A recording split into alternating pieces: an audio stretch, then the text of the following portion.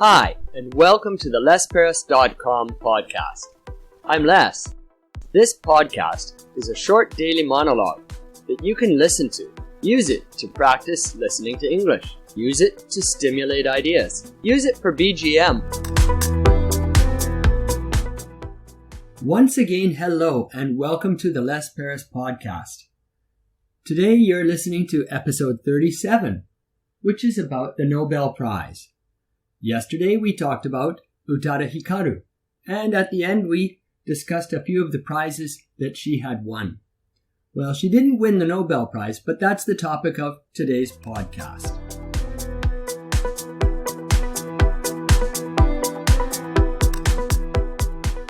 The Nobel Prize. Many people aspire to win the Nobel Prize, and it's kind of a pinnacle prize. After you win the Nobel, there's no other prizes that can compete with the Nobel Prize. Where did it come from? The Nobel Prize was started by Alfred Nobel in 1895. Since then, it's been given to 900 people. Well, more than 900 people and organizations. The Nobel Prize is awarded in a variety of areas, including medicine, physics, chemistry, literature, economics, and peace. I think maybe the Peace Prize is the most famous of all of them, but they're all quite famous and prestigious.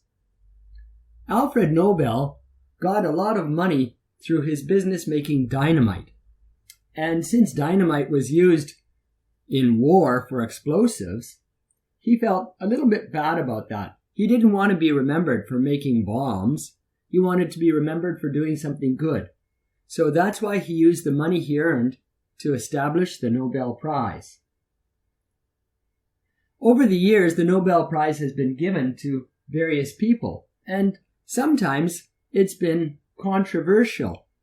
For instance, Henry Kissinger and Le Duc Tho got the Nobel Prize in 1973. They were involved in the Vietnam War. A lot of people felt if you're involved in some kind of conflict, you shouldn't win the prize for peace. It seems kind of strange, doesn't it? Another problem with the Nobel Prize is not everybody around the world gets it. It seems to be concentrated in Western countries. So what gives? How come we're giving the prizes to people from a small group of countries? I think we need to look into how we can make the Nobel Prize a little bit more fair and distribute it on more international lines. What do you think?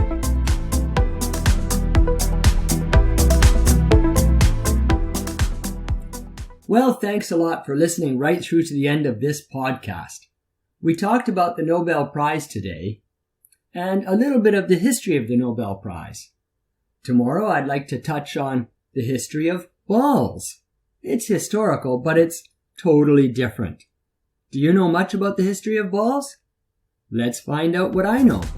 See you tomorrow.